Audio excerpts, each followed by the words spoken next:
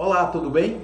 Mais uma semana, mais um estudo. Este mês de outubro é o mês da Reforma Protestante. Nós celebramos a vida daqueles irmãos e irmãs que deram as suas vidas, muitos foram martirizados na defesa da Escritura, somente a Escritura, defendendo que Cristo é suficiente para nós por meio da fé, como fruto da graça de Deus, a quem é devida toda a glória. Esses irmãos foram mártires, foram também pioneiros nessa defesa, num processo histórico que começou bem antes das 95 teses de Lutero, afixadas ali no castelo, no portal do castelo de Wittenberg, na Alemanha, né? Muitos irmãos já anteriormente haviam começado um processo de reforma, de contestação da Igreja Católica Romana, a forma como ela via a Escritura, a forma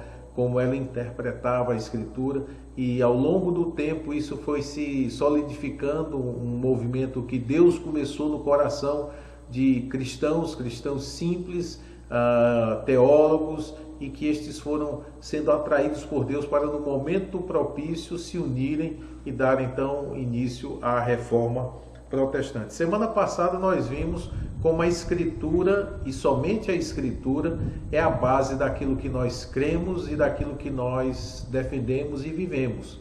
Nós defendemos o princípio do sola Scriptura, o princípio formal da Reforma, em que nós excluímos a tradição humana que vai contrária à Escritura. Nós não aceitamos o ensino, o magistério da Igreja, quando este se afasta do ensino claro da Igreja, da Escritura. Claro que nós somos edificados por aquilo que homens no passado entenderam e deixaram escritos e defendidos em concílios a defesa da verdadeira fé que foi dada aos santos, e disso de uma forma escrita. A fé vem pelo ouvir e ouvir pela palavra de Deus. Então, o primeiro princípio que nós estudamos, o primeiro slogan da reforma que nós vimos na semana passada foi exatamente o sola Scriptura, somente a Escritura, a nossa única regra de fé e prática. E hoje nós vamos dar continuidade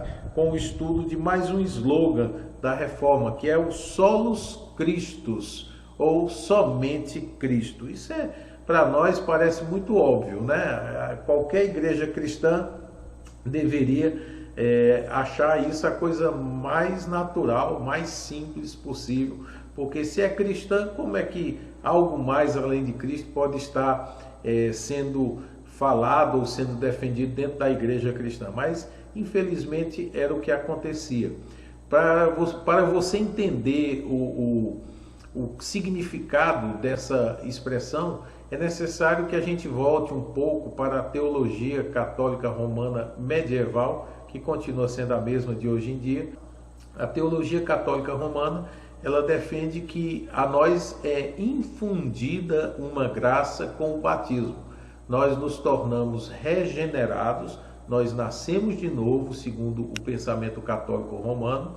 Nós nascemos de novo quando somos batizados. A partir daí, nós devemos cooperar com essa graça que nos foi infundida para gerar em nós uma graça tal que nos garanta a entrada nos céus. Ou seja, pela teologia católica, você começa o jogo salvo, mas ao longo da sua história você tem que estar ganhando mais vidas, né? Como se fosse assim um jogo de videogame, você está ganhando mais pontos, um reforço, um plus aí no seu jogo, para que ao final daquela partida você termine com um nível de força ou de vida capaz de te mandar para o nível seguinte.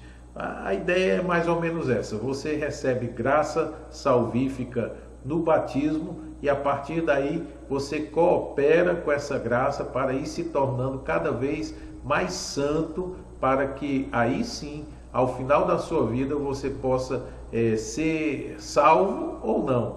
O católico, ele entende que se você não alcança o nível necessário para a salvação, você ainda pode expiar ou expurgar alguns pecados indo para o purgatório. Por isso, nós queremos entender esse solus Christus exatamente com os olhos que os reformadores defendiam.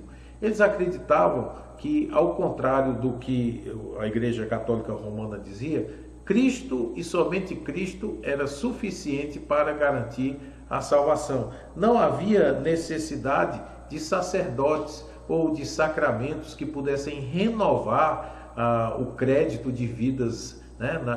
Naquela visão do videogame que eu falei aqui, em que a pessoa ficasse sempre recorrendo aos sacerdotes, que eram os dispenseiros das graças de Deus. Até hoje é assim. O sacerdote é ele quem libera um sacramento, ele libera uma porção de graça através da ministração de um sacramento, seja a penitência ou seja qualquer outro dos sacramentos. E aí o católico romano, ele continua sempre na dependência de um sistema de recompensas. É necessário que ele volte à fonte, é necessário que ele volte sempre ao sacerdote, para que o sacerdote ministre sobre a vida dele, e aí sim ele possa readquirir aquela força, aquele poder da salvação que recebeu no batismo. Os reformadores disseram que não é assim. Eles criam, como nós cremos, que o sacrifício de Jesus é suficiente, é total, é absoluto. Não necessitamos de sacerdotes que estejam renovando o sacrifício de Cristo na nossa vida. Uma vez feito, uma vez recebido, uma vez justificados por meio da fé, nós temos paz com Deus. O sistema católico, ao contrário, é um sistema de méritos, né? Ele precisa, você católico, precisa estar sempre readquirindo os méritos para que a sua salvação se opere ao final da vida. Por isso que quando nós vamos falar para um católico que nós somos salvos ou que nós estamos salvos, ele fica revoltado, porque a mente católica diz o seguinte: ninguém sabe o resultado até que o jogo termine. Pode ser que você comece bem o jogo, mas o pecado vai lhe vencendo, e se por acaso você morrer num estado de pecado mortal, você perde completamente a salvação. Por isso o terror realmente do católico do futuro, porque ele não sabe se o que ele fez ou o que já foi feito por ele é suficiente, que ele precisa ainda de uma extrema-unção, ele precisa de um sacramento ao longo da sua vida, para que o seu nível de graça salvífica possa voltar ao normal. Portanto, esse princípio solus Christus era a resposta dos reformadores à teologia católica romana, que associava a necessidade da igreja, dos sacramentos, dos sacerdotes à salvação. E também ao fato de que havia um panteão, né? A semelhança do panteão dos deuses gregos e romanos, havia um panteão de figuras que intermediavam o acesso do pecador a Deus ou a Jesus. Até hoje é assim. Você sabe que na teologia católica os santos são mediadores de graças e de favores. Na teologia católica, no pensamento católico, os cristãos podem ir a um santo, fazer sua oração, a sua prece a um santo, para que aquele santo, pelos seus méritos, possa se aproximar de Cristo e levar o seu pedido diretamente a Cristo, e Cristo leva a Deus, né? Eu, certa vez, conversando com um católico, ele disse: não, você está entendendo errado, porque o santo, ele faz o papel de alguém que intercede por você. É como na sua igreja, quando você pede aos irmãos uma oração e os irmãos então estão pedindo a oração a Deus. O erro desse pensamento aí é associar que alguém que já partiu dessa vida e hoje está juntamente com Cristo, está olhando, está atendendo a pedidos para levar a Deus. O que é isso senão um intermediário entre nós e Deus? Não é? Se você precisa de alguém para te levar a Jesus Cristo, você está colocando um intermediário entre você e Deus. E a Bíblia é muito clara, e por isso que o princípio do sola escritura nos orienta, quando a Bíblia diz que existe um só Deus e um só mediador entre Deus e os homens, Jesus Cristo, o homem. O homem, Jesus Cristo, é o único mediador. Assim como só existe um Deus, também só há um mediador. Mas aí o pensamento católico, baseado exatamente nos méritos, quem tinha mais mérito tinha mais acesso a Deus, né? Esse pensamento católico sustentava todo um temor, uma continuidade para que as pessoas voltassem sempre ao sacerdote, voltassem ao santo, praticassem as suas obras de caridade, fizessem as suas ofertas para comprar as indulgências e se mantinham sempre no estado de total incerteza quanto à salvação. Os reformadores chegaram então com o Solus Christus, dizendo que apenas Cristo é o mediador entre Deus e os homens, apenas Cristo é capaz de nos dar a salvação. Não há salvação em nenhum outro, apenas em Jesus Cristo. Lógico que por causa disso a reforma atacava uma base do catolicismo, como até hoje, que é a classe sacerdotal, o clericalismo, que divide os cristãos entre simples mortais e aqueles que recebem, supostamente por uma sucessão apostólica, recebem o poder de conceder graça a quem precisa. As pessoas no pensamento católico dependem da intermediação no nível humano de um sacerdote e no nível espiritual, muitas vezes se servem de outros intermediários que não Jesus Cristo. A prova disso é o grande número de basílicas, de igrejas e de capelas dedicadas a todo tipo de santo. Há uma multiplicidade tão grande de santos, de intermediários, pessoas que levam os pedidos a Deus, a Jesus Cristo, que foi criado o dia de todos os santos, porque apenas 365 dias não davam conta de tanto santo que acabou se criando e continua, né? Até João Paulo II agora é santo, São João Paulo II. E todos esses, de acordo com a teologia católica, estes são intermediários que levam o pedido do crente católico até o Senhor Jesus. Isso para mim, particularmente, é uma ofensa muito grande. Em Mateus, capítulo 1, é dito que ele será conhecido por Emanuel, Deus conosco. Filipenses capítulo 2 diz que Jesus se rebaixou, deixou a glória, se rebaixou, se tornou gente, né? O Deus infinito se limitou na sua divindade a se tornar um ser humano com as dificuldades, com as lutas de um ser humano para viver como nós. A maior identidade possível de Deus com a sua criatura. E aí chega alguém e diz: não basta isso, você não pode se aproximar desse Deus tão puro, tão santo, tão distante. Vamos colocar aqui outros seres humanos que possam intermediar o seu pedido junto a Deus. Agora, que triste. Jesus veio, se tornou gente como a gente para ser Deus conosco e as pessoas querem tirar isso dele.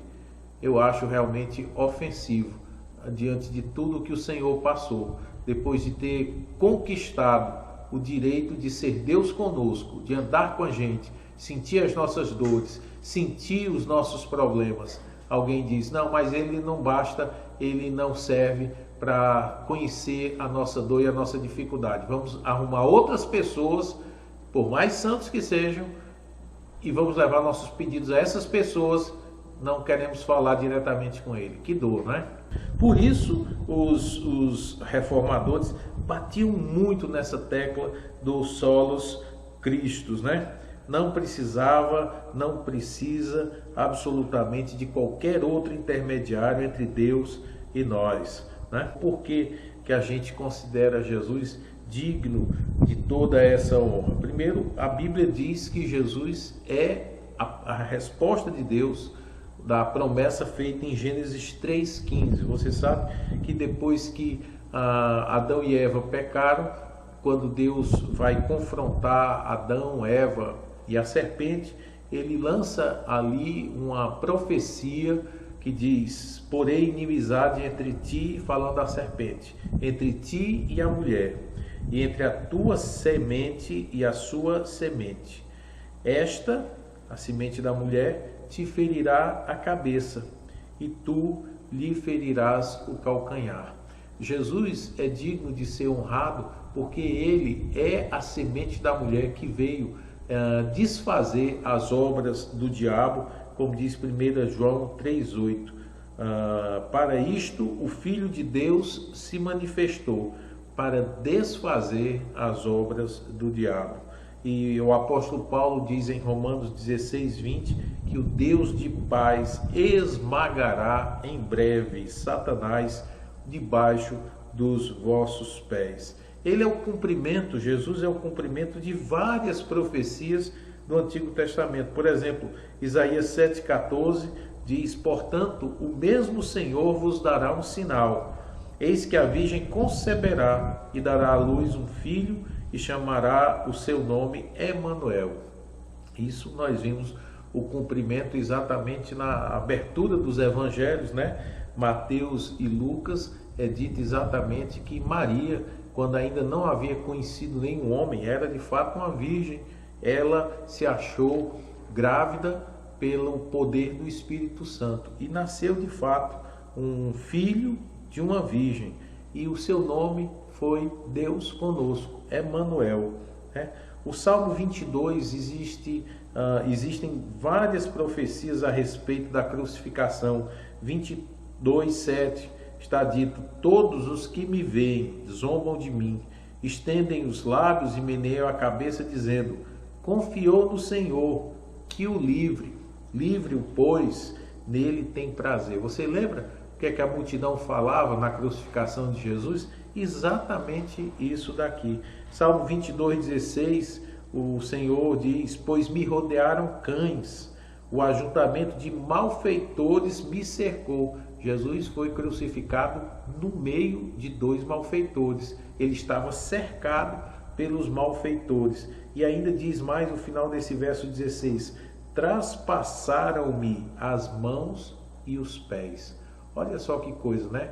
O servo sofredor do Salmo 22, este servo sofredor tem as suas mãos e os seus pés traspassados. Como Jesus foi morto?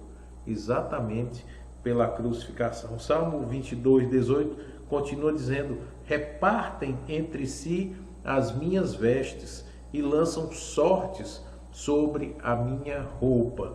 Tudo isso, você sabe, aconteceu na crucificação de Jesus.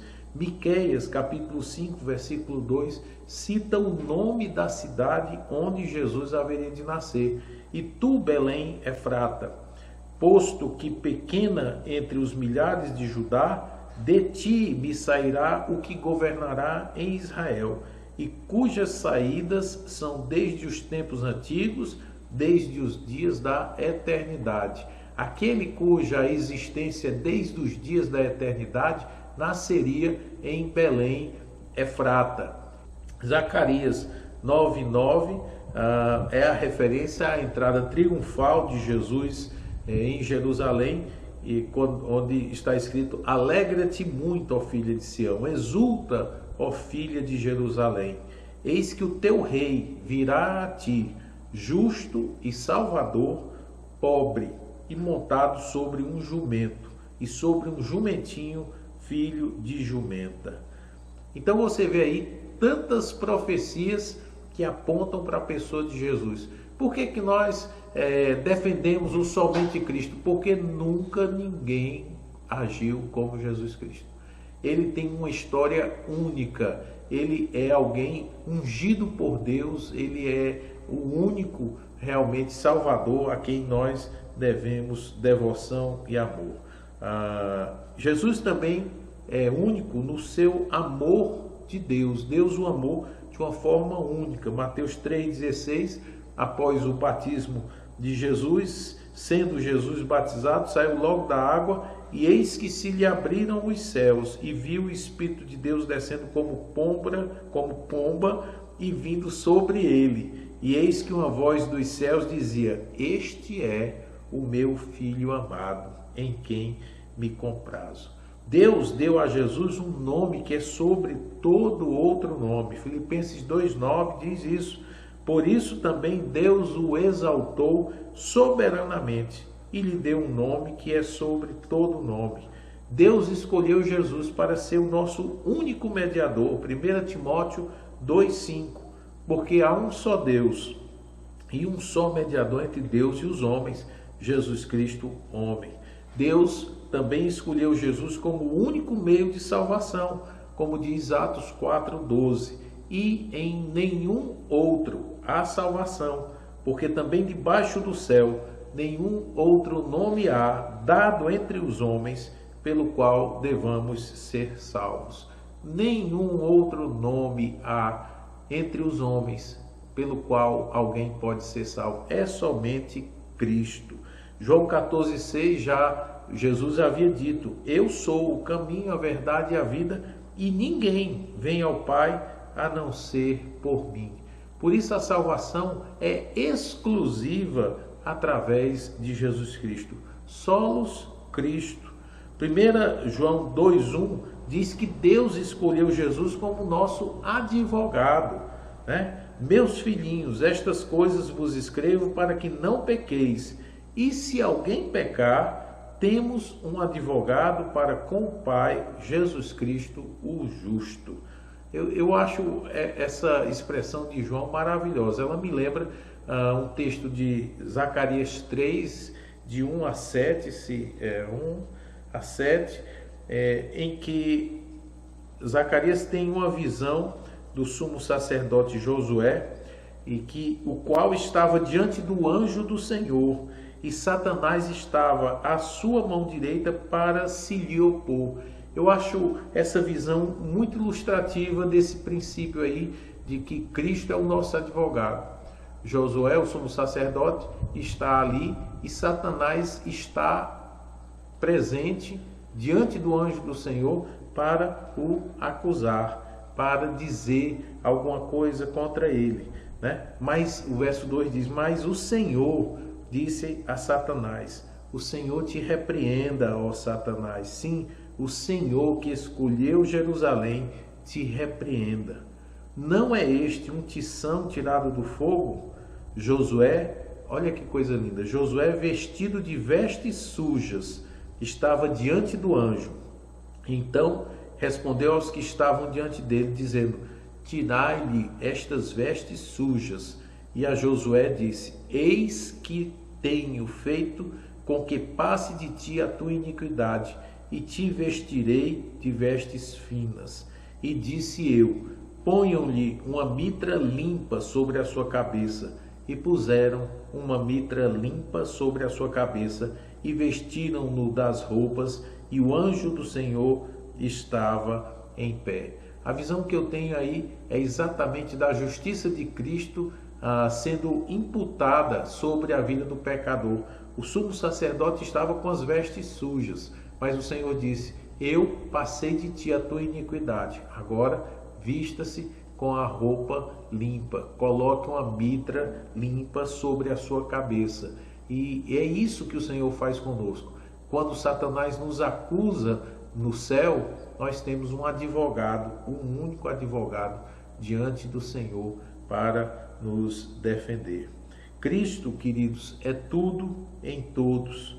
Cristo é o centro da Escritura, Ele é o centro da profecia, Ele é o centro da liturgia, Ele é a mensagem do Evangelho, Ele é o centro da nossa devoção, Ele é o centro da nossa fé. Se nós temos Cristo, nós temos tudo, não precisamos de mais nada.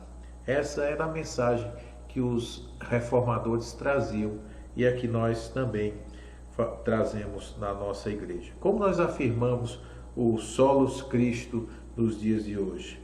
Primeiro, nós reconhecemos que a igreja precisa voltar a essa compreensão bíblica de que somente Cristo é merecedor da nossa adoração e da nossa devoção. Hoje, você sabe que muitas igrejas evangélicas, que se dizem evangélicas, acabam se tornando assemelhadas ao pensamento católico medieval, quando criam um certo culto a personalidades humanas. Eu me lembro de uma certa igreja evangélica lá em Fortaleza, que na entrada da igreja, no templo, havia uma foto gigantesca, aqueles painéis do pastor e da esposa. As pessoas entravam naquele templo e lá estava a figura do pastor e da esposa, do tamanho de uma parede, recebendo os fiéis, criando neles aquela sensação de devoção ao seu pastor. Hoje nós temos pastores, bispos, até apóstolos que roubam a devoção que deveria o povo ter em relação a Cristo para eles. Essas pessoas idolatram os líderes das suas comunidades a tal ponto de que elas acham desnecessária até a presença de Cristo. Cristo pode faltar, quem não pode faltar é o pastor, quem não pode faltar é o bispo, quem não pode faltar é o apóstolo. Esse não pode estar ausente na mente e no coração de muita gente, infelizmente. O pensamento da reforma é somente Cristo. E muita igreja que se diz evangélica, que não é católica, essas igrejas estão se tornando assemelhadas à igreja católica. O remédio que nós receitamos para essa idolatria é uma cristologia forte, pungente, afirmada nos púlpitos e vivida nas nossas vidas diárias. Nós precisamos negar outro meio de salvação fora de Cristo. Você sabe que existem pessoas que, em nome do amor, dizem e assumem que as pessoas serão salvas ainda que não conheçam a Cristo. Elas se apiedam daqueles que nunca ouviram falar de Jesus e dizem: Deus é injusto se não salvar essas pessoas, porque elas nunca ouviram falar de Cristo. Deixa eu dizer aqui, isso é mentira do cão, porque as pessoas, elas não são condenadas porque não ouviram falar de Cristo. Elas são condenadas por causa dos seus pecados. O que mata o homem, o que lança o homem no inferno, não é não conhecer a Cristo, é ser pecador. Nós, como Igreja de Jesus, nós temos o privilégio de arrebatar alguns do fogo por meio do anúncio do Evangelho. É claro que nós cremos que aqueles a quem Deus na eternidade conheceu, no tempo devido, Ele os chamará. E Ele os chamará ordinariamente por meio da pregação do Evangelho. Mas nós não sabemos nem podemos dizer como Deus salvará as pessoas, senão pelo método que Ele escolheu, que é por meio da fé em Jesus Cristo. Como aquelas pessoas chegarão a crer, aí é departamento de Deus. Mas ordinariamente nós sabemos que as pessoas creem por meio da pregação, porque a fé vem pelo ouvir e ouvir pela a palavra de Deus, não é? Então, precisamos negar outro meio de salvação fora de Cristo. Precisamos afirmar os méritos de Cristo para a nossa justificação e expiação completa dos nossos pecados. Para muita gente, Cristo apenas abriu a porta. A gente entrou e agora a gente que lute. A gente que lute. Muita gente vive com terror, né? Um terror de perder a salvação. Porque para essas pessoas a obra de Cristo é insuficiente. Cristo veio tornar possível a salvação para estas pessoas. Mas não é isso que a Bíblia diz. O apóstolo Paulo disse que uma palavra fiel e digna de toda a aceitação é que Jesus Cristo veio ao mundo salvar pecadores. Ele não veio tornar possível a salvação. Ele veio salvar, porque a salvação dos pecadores está planejada e ordenada desde a eternidade. Todo aquele que nele crê será salvo. Então nós sabemos que o Senhor veio ao mundo salvar. E aqueles a quem o Senhor Deus encaminha para Jesus, estes certamente crerão e estes certamente receberão o perdão completo dos seus pecados. Precisamos confessar a pré-existência de Cristo. Cristo não é um ser criado, ele é um com o Pai e com o Espírito Santo. A Trindade Sagrada envolve o Pai, o Filho e o Espírito Santo. Porém, não se confunde o Pai com o Filho com o Espírito com o Pai ou com o Filho, de tal maneira que há um só Deus e três pessoas eternas. Jesus nasceu da Virgem Maria. Há, hoje em dia, uma teologia liberal que nega isso, porque a teologia liberal nega a existência de milagres. Então, como é que uma virgem poderia ser fertilizada? Pensam eles. É claro que isso não aconteceu. Essa é uma forma romântica para dizer que Maria fornicou. Essa é a impressão que os teólogos liberais têm. Maria fornicou e daí surgiu Jesus. Isso é uma blasfêmia, porque a Bíblia é muito clara, tanto na sua profecia lá de Isaías 7,14, como o registro apostólico de que Maria não havia ainda conhecido o homem, mas, diz Lucas, a sombra do Espírito Santo te envolverá, e ela foi engravidada pelo poder do Espírito Santo. De tal maneira que o ente santo que dela veio é perfeito homem e perfeito Deus. Precisamos afirmar que a obra de Cristo é suficiente para a nossa redenção e Ele é tudo o que Deus pretende de nós. Nada mais pode ser acrescido a essa obra e nem pode ser tirada dela. Aqui na IBB nós defendemos o princípio do solos Christi. Por isso, nossos pastores, eu e o pastor Sérgio, não temos essa figura mítica que você encontra em algumas igrejas por aí. Olha, não pode tocar no ungido do Senhor. Não, nós cremos que sim, nós somos pastores chamados por Deus, temos a responsabilidade pelo rebanho, nós temos que dar conta do rebanho do Senhor, o qual Ele nos confiou, mas nós em nada nos colocamos como sendo mediadores de graças e de bênção sobre a vida dos irmãos. Às vezes as pessoas trazem esse pensamento católico, né? Vou pedir uma oração para o pastor, porque a oração do pastor é forte, né? Não existe isso. Nós cremos como os santos da Reforma, nós cremos no sacerdócio universal de todos os crentes. Todos nós somos despenseiros igualmente da graça de Deus que recebemos através somente de Jesus Cristo. A oração do pastor Sérgio é tão boa como a oração do pastor John, tão boa como a sua oração.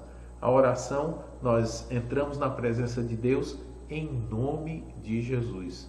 É o único nome que atrai a atenção de Deus nos céus, é o nome de Jesus. Nada, nem ninguém pode se arvorar do direito de entrar no céu por outro meio, senão por meio de Jesus Cristo, né? Todos nós, todos os crentes, somos sacerdotes, administradores das bênçãos que Deus nos dá. Todas as nossas orações são encerradas com em nome de Jesus, porque nós cremos e confessamos que no céu e na terra não há outro nome a quem Deus tem verdadeiro amor e respeito, senão Jesus Cristo e Jesus Cristo somente. A oração não deve ser feita com base na sua piedade, na sua vontade, até no choro. Nada disso garante que você vai ser ouvido por Deus. Apenas por Cristo, em nome de Jesus. É sendo Cristo e só Cristo o merecedor e o mediador entre nós e Deus. Por isso, também nós na Igreja Batista Betânia não cultuamos santos, nem mortos, nem vivos. Nossa devoção é somente dedicada a Jesus Cristo. Nossa mente é cativa à palavra de Deus, mas o nosso coração é escravo de Cristo. Dê-nos Cristo, alguém disse, e nós teremos tudo. Eu quero encerrar pedindo que você reflita sobre o papel de Cristo, somente Cristo, na sua teologia, na sua vida prática. Deixa eu perguntar para você, Jesus é suficiente para a sua salvação? Ou você precisa acrescentar algo mais para se sentir seguro? Talvez frequentar uma igreja, talvez dar o dízimo, talvez não perder os cultos. Você precisa estar fazendo alguma coisa para que você se sinta seguro, ou você está descansado nos méritos de Jesus? Tem gente que diz assim, nós temos que fazer por merecer. Sim, nós merecemos, mas é o inferno. Se você fizer por merecer, você vai ganhar o inferno. Não temos justiça própria que nos garanta a salvação, senão a justiça de Cristo e a justiça de Cristo somente.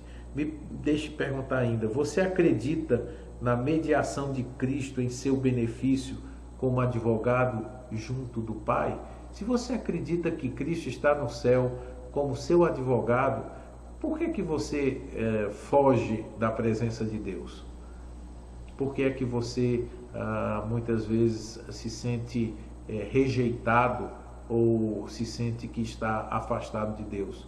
Por acaso você não acredita na mediação de Jesus em seu benefício?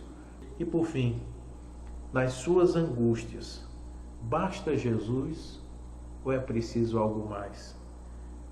Se te faltar um ombro amigo, um psicólogo, um pastor do gabinete, um amigo, se tudo lhe for tirado, Jesus basta a você? Quanta gente declara que é seguidor de Jesus Cristo, mas se não tiver muletas, ajudas, essas pessoas naufragam na fé. Será se de fato você está confiando no serviço, no sacrifício e na mediação de Jesus Cristo em seu favor? O seu coração pode dizer Cristo e somente Cristo? Deus te abençoe. Até a próxima semana. Fui. Tchau. Deixa eu dizer uma coisa. Eu quero agradecer. Alguém me falou aqui a respeito do estúdio, né? Do visual aí. Eu quero agradecer aqui de coração ao Matheus, a Mariana e a Letícia, que arrumaram as minhas estantes aqui, né? Você está vendo aí esse fundo aí bonito com as estantes. Isso aí é obra do Matheus, Mariana e Letícia, que passaram a tarde inteira montando aqui a disposição dos livros, né? Muito obrigado pelo serviço de vocês. Papai ama vocês. Tchau.